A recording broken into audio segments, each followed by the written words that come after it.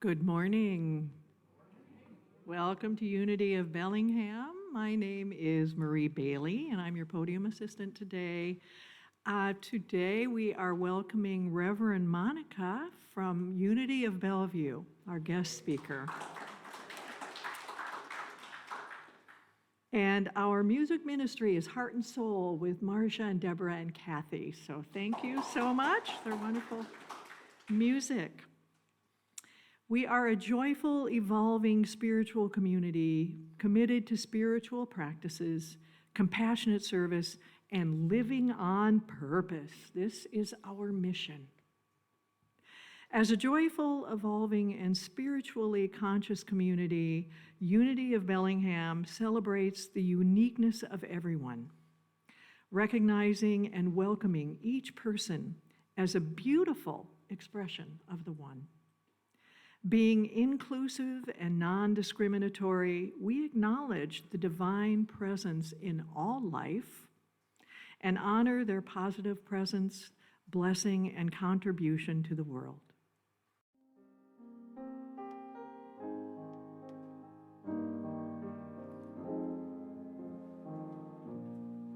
In this moment, in this place, I remember who I am, letting fear and worry fall away from me.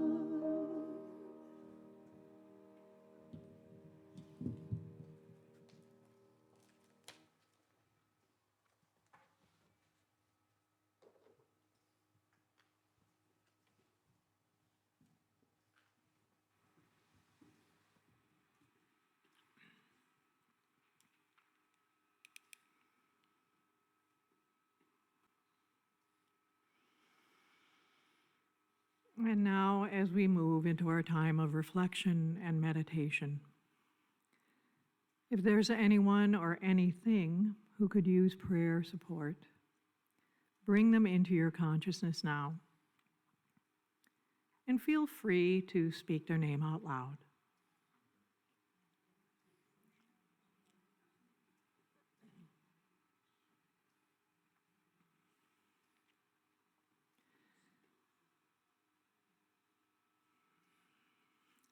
And perhaps hold them in your heart as I read this writing by Swami Sri Kripalvananda.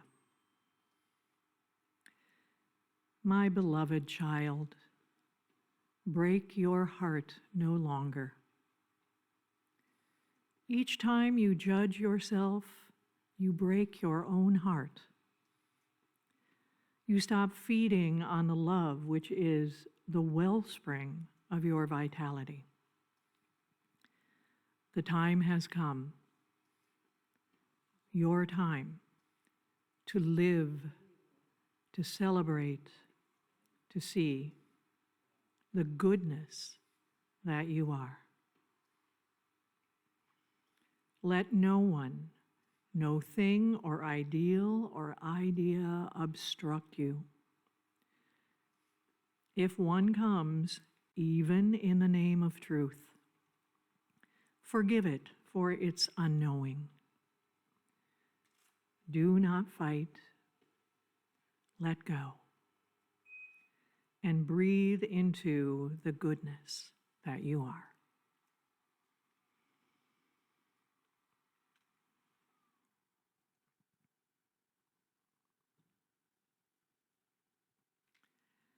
And now, as we settle in for meditation, I invite you to close your eyes or keep the gaze soft. Let us begin to move into a different space now. A field of slowing, softening, and remembering. Bring your attention to your breath and feel the breath moving in and moving out. Simply noticing the expansion and contraction of the diaphragm as you gently breathe in and out.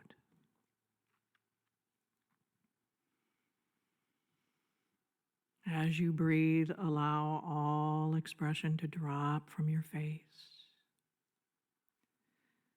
Feel every muscle of the face relaxing.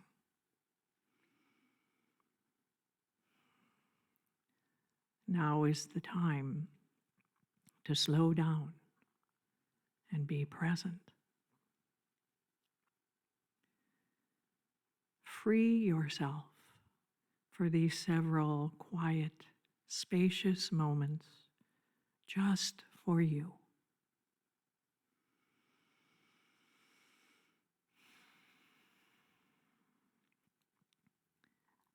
As you breathe, feel your body.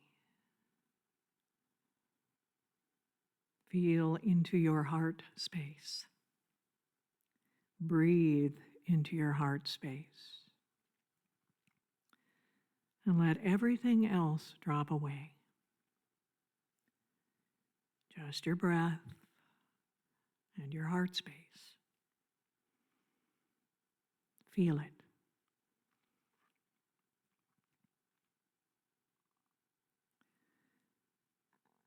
As human beings, we live in the construct of time. But the truth is, it's always right now.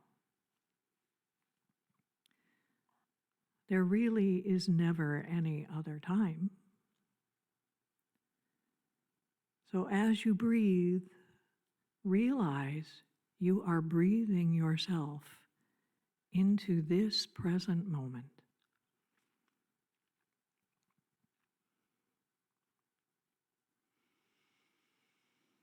Let this moment be empty, fresh, and unknown. Feel the aliveness of your body. Breathe into your heart space. Feel into your heart space.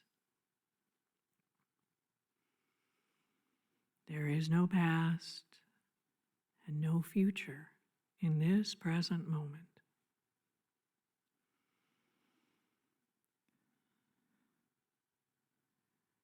What we call the past is just a thought, memories that are recalled in this present moment.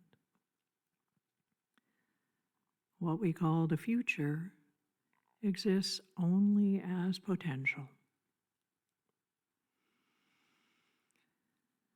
Be aware of how it feels to be present right now.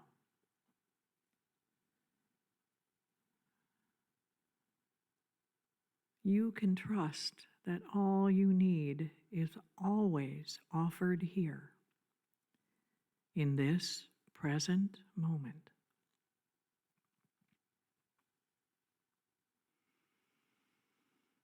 This is your power place, the seat of your authenticity, the home of your truth. It's where you meet your infinite being and your original innocence.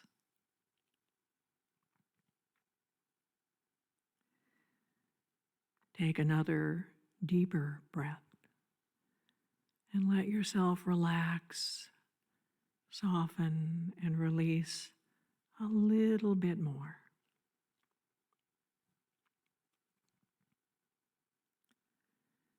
And as you pay attention to this present moment, see if you can discover when this moment turns into the next moment. You may notice that the content can change, but does the moment? It is here, in this present moment, where you discover the presence of unconditional love and the peace that is beyond all understanding.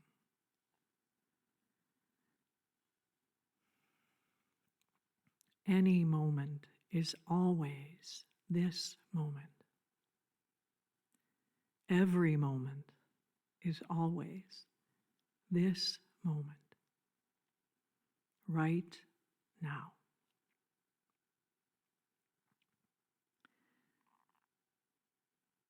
Feel the love, the peace, and the compassion within you, guiding you, a place of greater perspective, a place of freedom, a place where you can trust your loving self. In this present moment, right now, and now, and now.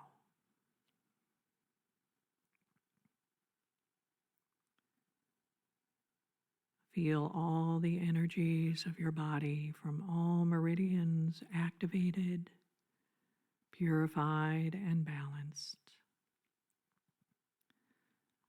All channels are open and the life force is flowing freely, healing the body, calming the mind.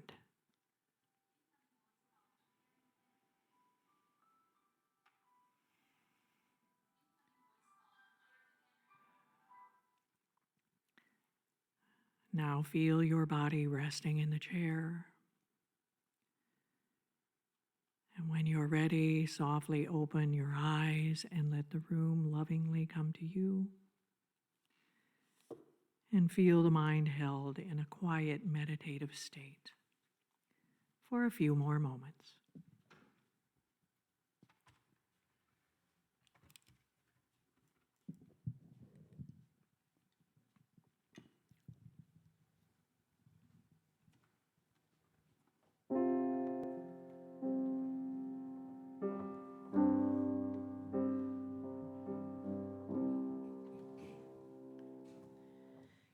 You are sacred love. Sacred love is all that you are. You are sacred love. Sacred love is all that you are. You are sacred love. Sacred love is all that you are. You are sacred love. Sacred love is all that you are. Show the way, God, show the way. I want to live in such a state of grace. Lead the way, God, lead the way. I want to live in such a holy place. Such a holy place. You are blessed peace. Blessed peace is all that you are. You are blessed peace. Blessed peace is all that you are. Show the way, God, show the way. I want to live in such a state of grace. Lead the way, God, lead the way. I want to live in such a holy place. Such a holy place. You are deepest joy. Deepest joy is all that you are. You are deepest joy. Deepest joy is all that you are. Blessed peace, that you are. Sacred love is all that you are.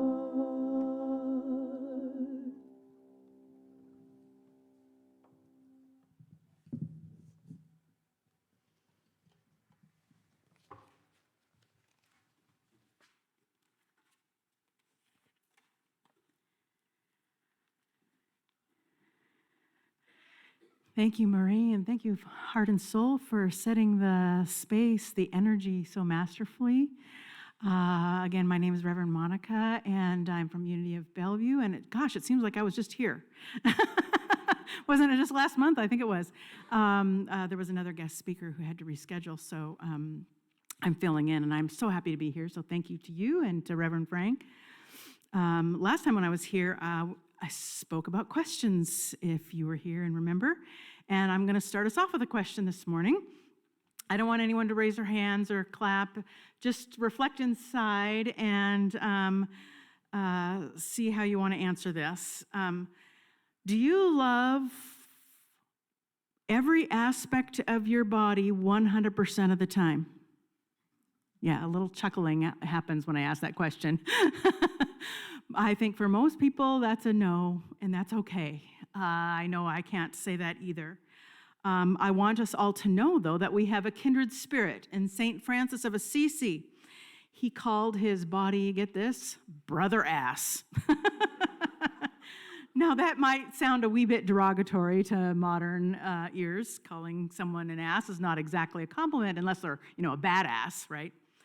But he wasn't dissing his body so much as simply referring to his body as his beast of burden that got his soul where it needed to go in this three-dimensional world. Now, he was still a man of his times, and he practiced self-mortification on occasion, but by the end of his life, he came to see his body as something that he should be grateful for, and he should extend compassion to, even if he saw his body as stubborn and willful at times, like a donkey. So what about his idea that the body is its own animal, that the body has its own consciousness? If it's willful and stubborn, it has its own consciousness. In Unity, we practice oneness. It's in your statement of belonging that the divine is in everything, in all life. And that also means seeing the divine in all of the layers of that one consciousness, all the infinite layers of consciousness that exist within that one consciousness. And the body exists in there in its own consciousness. The body may have more consciousness than, say, a rock or a chicken, but they're all within divine consciousness. They're all infused, including our body. We sometimes forget about our body. All life, this includes our bodies. They're infused with divine energy. It is the Christ principle in the universe that the divine is in all and through all, that the divine lives in the physical dimension through divine energy and consciousness. We are gods in Bods. That's where we begin. Scripture says your body is the temple of the Spirit within you to reveal the glory of God. You know, we receive so many messages in our society that we aren't totally lovable unless our bodies look quite right. That the body may even, in spiritual communities, that the body may even be a reflection of the soul. So if your body doesn't look quite right, maybe there's some soul work you need to do. Or there's some spirituality you need to work on. And I'm going to address that later. I'm going to set it all aside right now. And I'm going to focus now on just the body as the temple and tool of Spirit. Now, one of the other things that I do, and I've done for many years, is I'm a healer, energy healer of various modalities. And I'm always surprised when I tell clients or students how many people are taken aback when I tell them to talk to their body.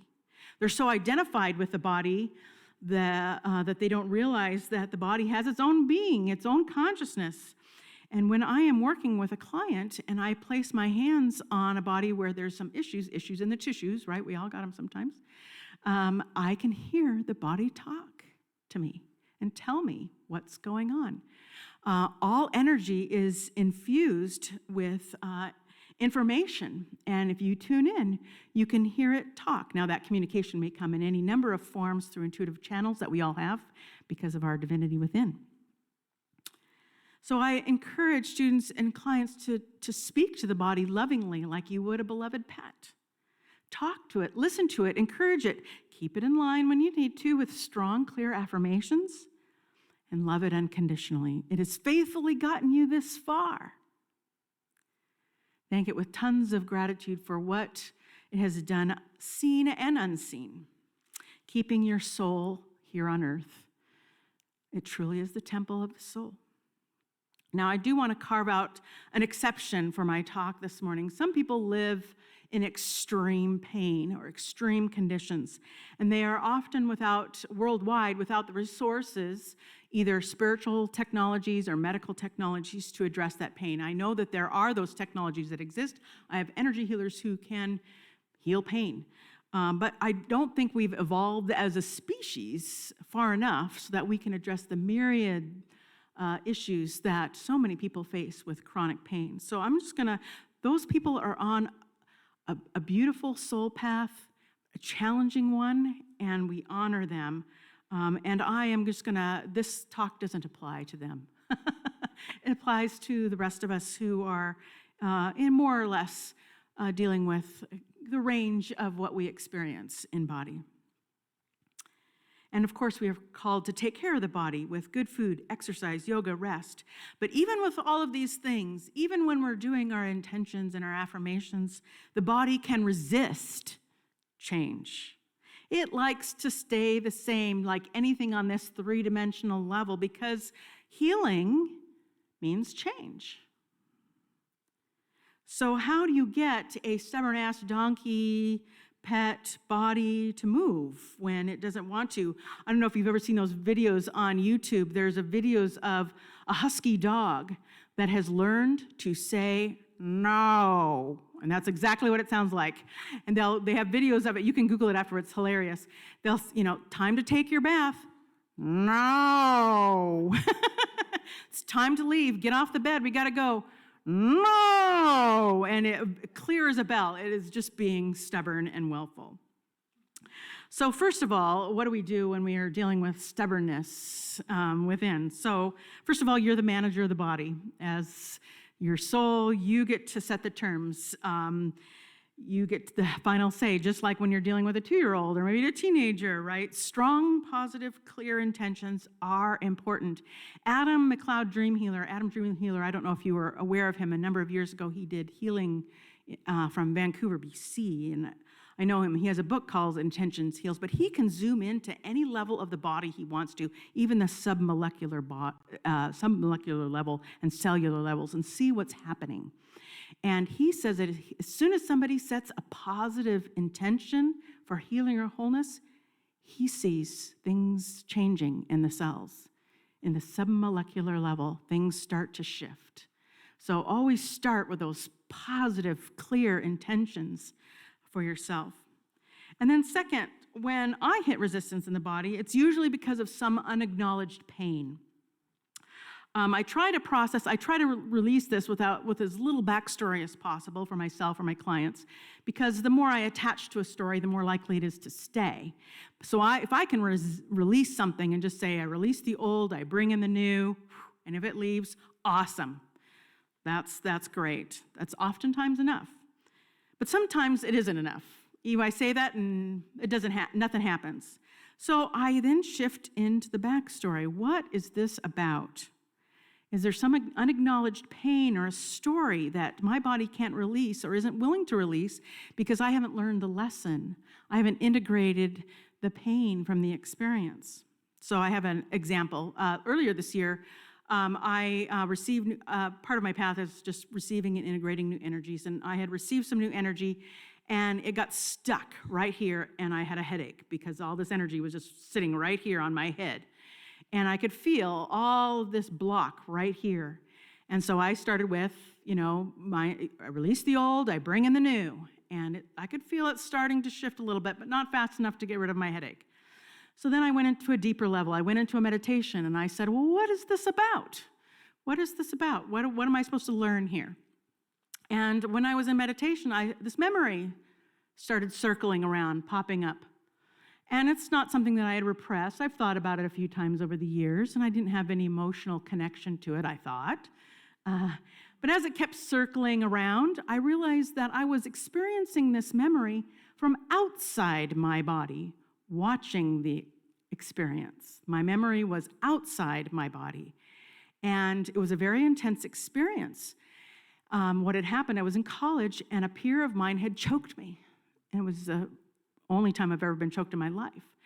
But a part of my consciousness had apparently split off to protect myself, and I was still watching that from outside that experience. So to integrate, I had to go back into that memory and put my full consciousness back in my memory, in my body, and relive that experience, seeing the crazy eyes of the person who wasn't fully in control of themselves, re-experiencing the fear and and seeing the anger from that person, experiencing that.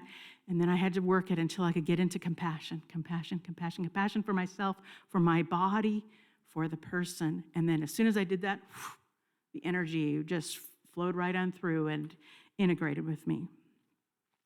So sometimes even that doesn't work, I go each step as far as I can. So if that doesn't work, then I ask for help from the universe.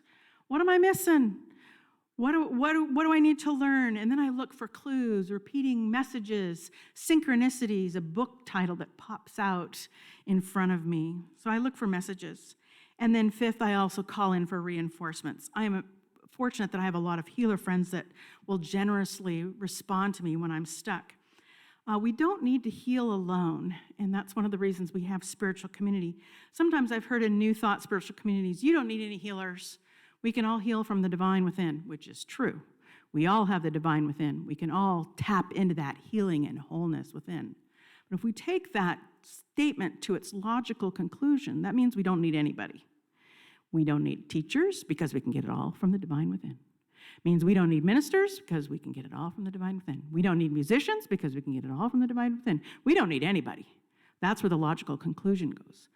The more integrated perspective, the perspective of oneness is that we all have divinity within. We all have gifts from the divinity within. And when we share those in community, we are all blessed. So start within. Always start within. Start within. Tap into that great wholeness and healing life force within. And then if you get stuck, ask for help. When we do group prayer, when we do group Reiki at Unity of Bellevue, wow, it's so much stronger. It's so much more powerful, greater than the sum of its parts. Our collective consciousness can bring more to us when we share our gifts in community, in group.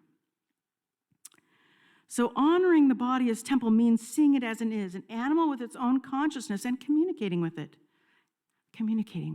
talking with it, loving it. Honoring the body as temple also means understanding it beyond the present moment. We inherit the genes of our ancestors and the energies of our ancestors through those genes. Recent scientific studies have shown that when the egg that forms us is formed in our mother's womb when she is in her mother's womb. So that means the egg that forms you is formed within your grandmother. So you carry, the egg that formed you carries your grandmother's energy.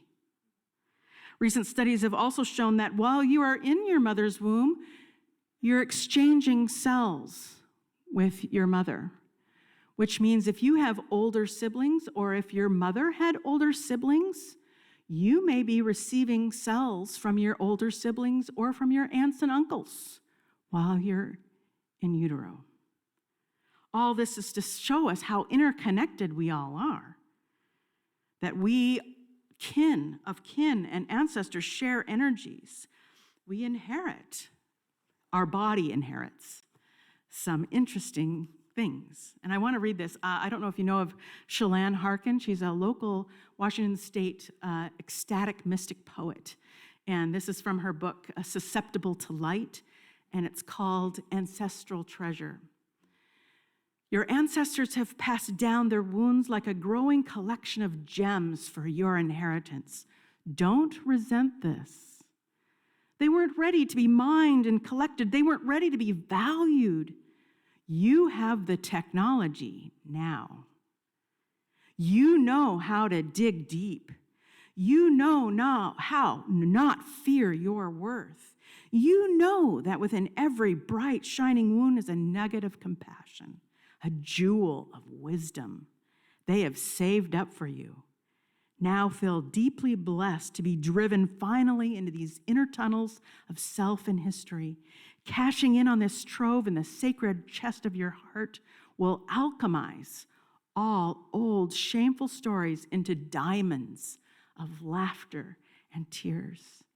Cashing in this trove will transform the heavy bag of sorrows your ancestors carried into tokens of precious light.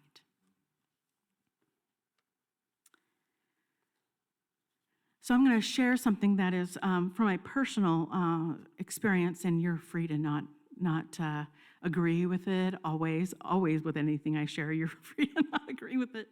But I just want to share with you from my own personal experiences that we carry these experiences of our ancestors into our bodies, that our soul accepts before birth.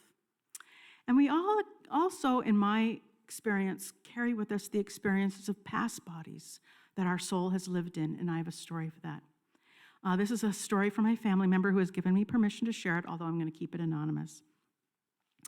I had a family member who was really suffering with some significant digestive issues, And it was affecting their daily life in a big way, and it was painful too. So I was motivated to get this person well so they could function.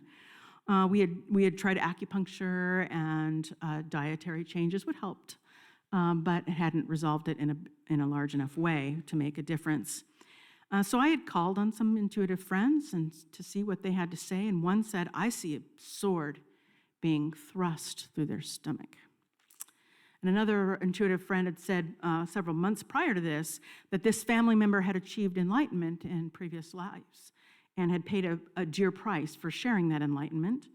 And they had also been in many battles and wars and was carrying several mortal wounds in their energy. Well, I didn't know what to do with this information. I didn't know what my family member would think of this.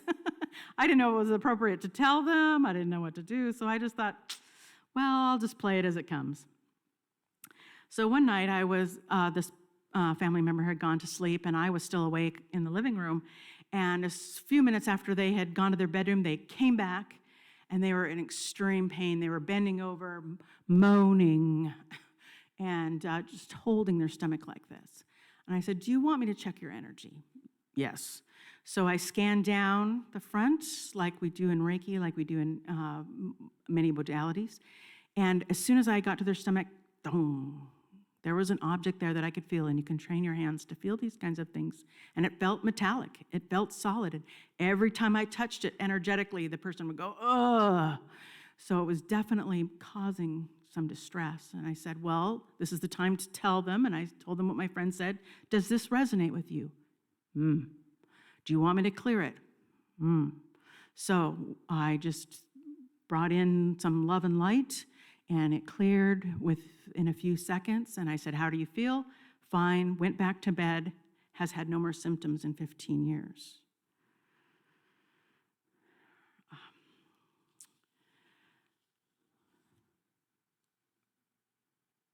Dr. Ian Stevenson, if this was all too woo for you, I've got some medical research for you. It would have been too woo for me a number of years ago, so I totally understand. Dr. Ian Stevenson, the late Dr. Ian Stevenson, he was a former psychiatrist at the University of Virginia. He researched thousands of stories from all over the world of young children who remembered their past lives. Those 35% of those children had unique birthmarks or birth defects that those children thought were connected to their past lives. In one trial, they were able to track down 49 cases where the children's, who they remembered being somebody, they remembered the name, they remembered enough details that they could track down the post-mortem or the autopsy of the people they thought they were in their past lives. 49 cases. In 43 out of 49 of those cases, 88%, the post-mortem report showed that the mortal wound in that body's autopsy report were exactly or almost exactly in the same place as the unique birth defect or unique birth mark in the current child's body.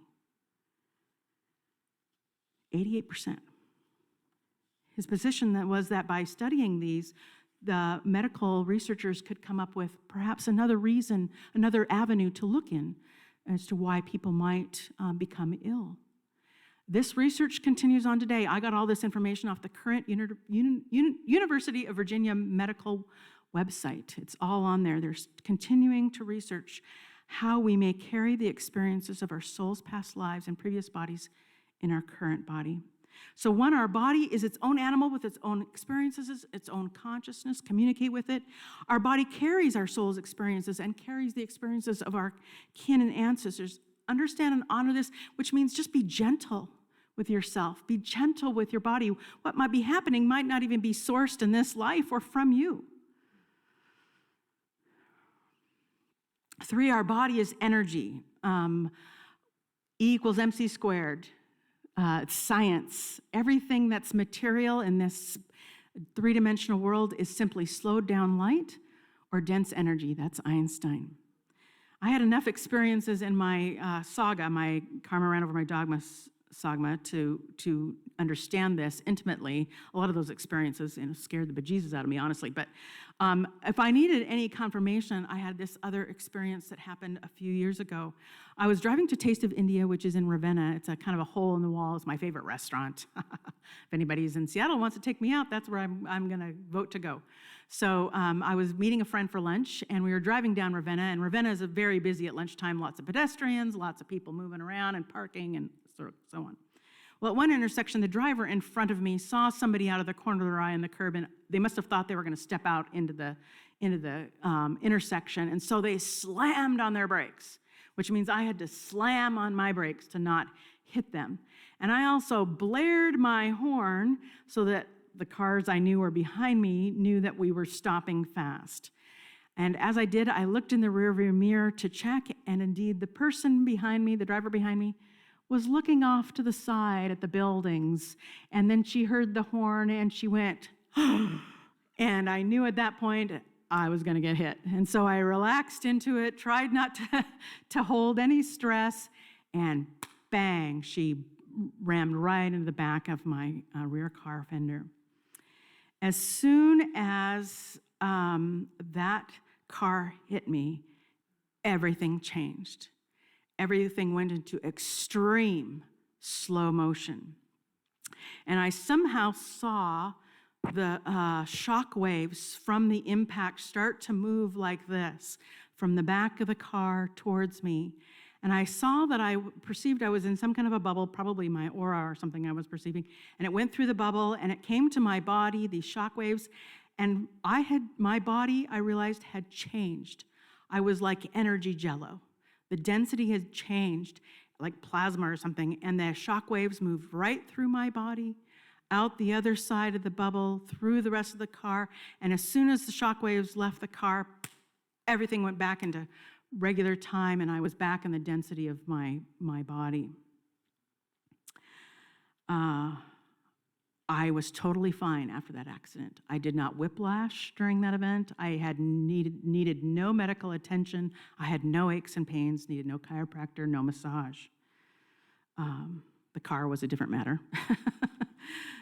Why was I transfigured in this moment? I have no idea. I was rear-ended once before this and once after this, and I whiplashed severely both times, so I don't know why, except to remind me that our body is energy.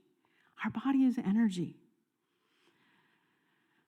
Adapting Einstein's saying, solidity is a stubbornly persistent illusion. So this is what we can do when we work with our body as energy. Things can shift just like that. How many of you have ever felt Reiki energy or any kind of healing energy, divine energy, angelic energy? Yeah, a few of you, yeah.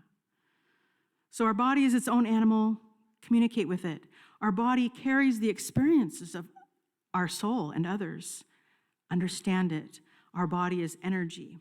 Work with it at this level. And here I want to bring us back, full circle. Our body, behind all the levels of physicality, of karma and experiences and energy, is pure divine light. Everything in the universe is sourced from divine light. Your body wants to remember who and what it is. Your body, as an earth animal, an earth being, is having its own spiritual awakening. Your body, no matter what it looks like, is sourced in divine light. So tell your body this. Remind it. Remind your body's cells, you are divine light. The clearest example I have of this is something that happened when I was a chaplain for adults with disabilities after seminary. It was in New Jersey. I went to Princeton Seminary, and then I was a chaplain in the CP pilot program. And our chaplaincy group would go throughout the year and do these field trips to different facilities as part of our training. And we took one field trip to a facility that was the first of its kind when it was built in the country. It served individuals with the most severe disabilities that needed around-the-clock care. And we toured the facilities and met many individuals. It is only one man who sticks in my memory. He was born without any arms or legs, and he could not communicate at all. He had lived in a crib his entire life. He was a young man in his 30s, and he needed care 24/7 to stay alive. But what I remember about him the most was the visible light that was beaming out of his chest. And this was before I could see energy. Beaming out of his chest. And you could see from his eyes that he was in a continual state of bliss. It is the brightest I have ever seen light in anybody's body. I felt we were in the presence of a holy one, a presence of a very advanced soul who was teaching us it doesn't matter what your body looks like. Your body is not the mirror of your soul. The body is the lighthouse for the soul. Your body does not reflect the condition of your soul. It can shine your soul no matter what. And we can transform our body. We can transfigure our body from this inner knowing. Jesus knew this, and this is how he healed others. He sometimes laid hands on, like we do in Reiki, but he always declared what the divinity was, be well. Take up your pallet and walk. You are free. Be healed. Receive your sight. Rise up. Affirm with me. Repeat with me. I am divinity. I am divinity. My body is divine. My body is divine. My body is a temple of my soul. My body is a temple of my soul. My body is a lighthouse. My body is a lighthouse. I am light. I am light. I am. I am. When we honor our body, we honor the earth, we honor our ancestors, we honor our souls, we honor our divinity. Our bodies are temples, they are lighthouses, so that we can shine the glory of the divine, so that our hands can bring divine blessing, so that our feet can bring divine action to this world that is also waking up to its divinity. So it is, and so we let it be.